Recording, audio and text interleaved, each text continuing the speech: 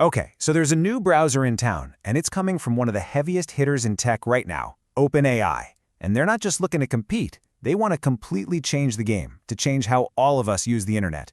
But, with any powerful new tech, there's always another side to the story, a potential dark side that we really need to talk about. All right, let's get into it. And this quote right here from OpenAI CEO Sam Altman, it just says it all, doesn't it? This isn't about some small update or a fresh coat of paint. They see this as a once-in-a-generation chance to rebuild our main door to the internet from the ground up, with artificial intelligence at the very heart of it all. So let's really break down what this new challenge looks like. OpenAI is officially stepping into the ring, and they're taking aim at one of the most dominant apps on the planet, Google Chrome.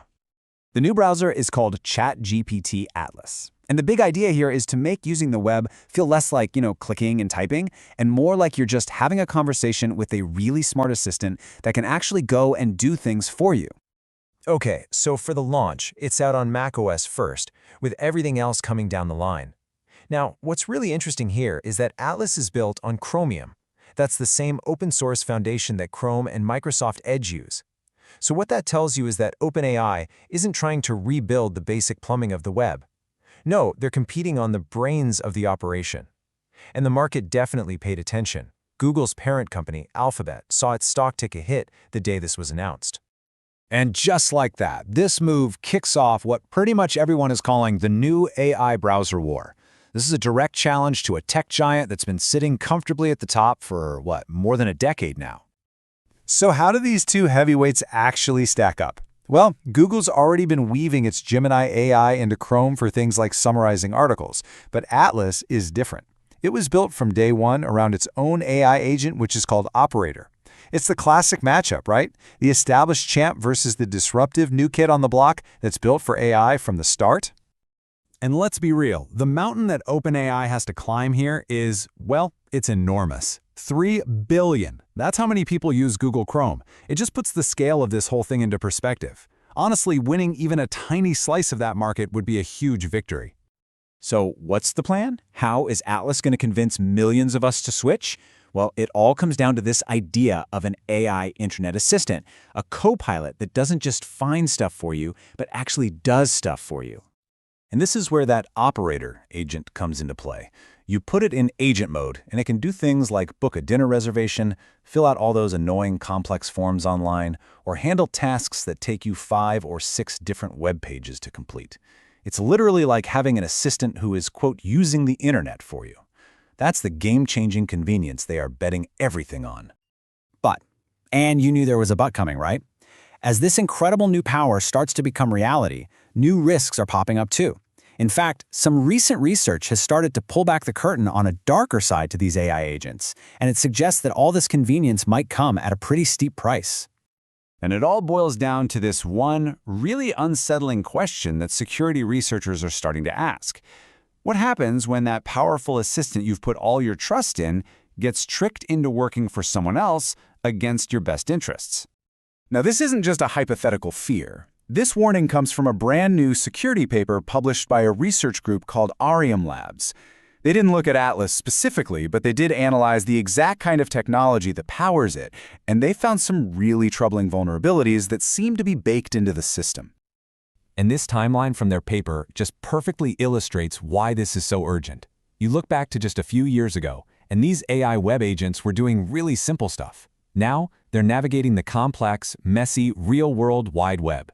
The capabilities have absolutely exploded, but has the security managed to keep up? Well, these researchers are basically shouting, no, it hasn't. So let's dig into how this could actually become a real threat. The researchers looked at exactly how these incredible tools could be turned against a user, how you could literally hijack their AI agent. To test their ideas, they needed a guinea pig. They picked a popular open-source agent called Browser Use. And as you can see from this chart, this thing is a beast. It's the top-performing agent on a really important test, even beating some of the big names. So, point is, it's very, very good at its job. And that's exactly what makes this next part so wild. This super high-performing, state-of-the-art AI agent was also completely insecure. Its impressive skills were basically a mask for some severe vulnerabilities that could be easily exploited. The main type of attack they found is called prompt injection. It's incredibly clever and pretty devious. An attacker will hide malicious commands inside the text of a web page. Maybe it's in white text on a white background, so you'd never see it. When your AI agent visits that page to get information for you, it reads everything, including those hidden commands, and just follows the instructions. It gets duped. So just how serious are we talking? Well, the researchers found a few problems, but look at that one at the top, a domain restriction bypass. It was rated as critical with a severity score of 9.3 out of 10. In the world of cybersecurity, that's basically a 5-alarm fire. It doesn't get much worse than that.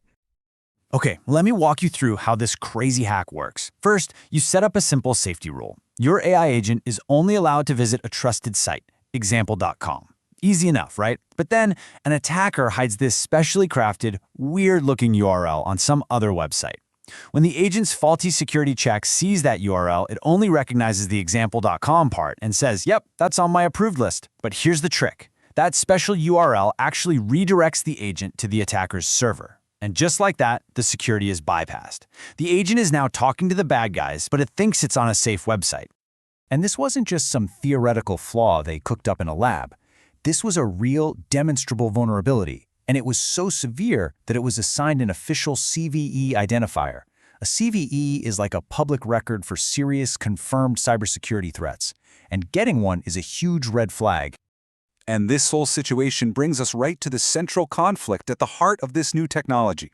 On one side, you have this incredible, exciting innovation, and on the other, you have this critical, absolute need for security. And finding that right balance, that's the great challenge for the entire future of the web. So, what are the big takeaways here? First, AI agents like the one inside Atlas are promising a totally revolutionary way to use the internet.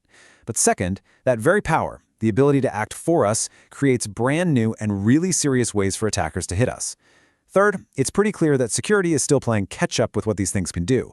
And finally, as we saw with browser use, sometimes the smartest, most capable agents are also the most vulnerable ones. Now, it's really important to say that the team behind browser use did patch this specific flaw once the researchers told them about it. That's great. But the real takeaway from this paper is that it uncovered a whole class of problem that affects all AI agents out there, and that would include, at least potentially, OpenAI's Atlas. It's a fundamental challenge for this entire field of technology. And that leaves us with a big final question. The idea of an AI copilot for the web is incredibly exciting.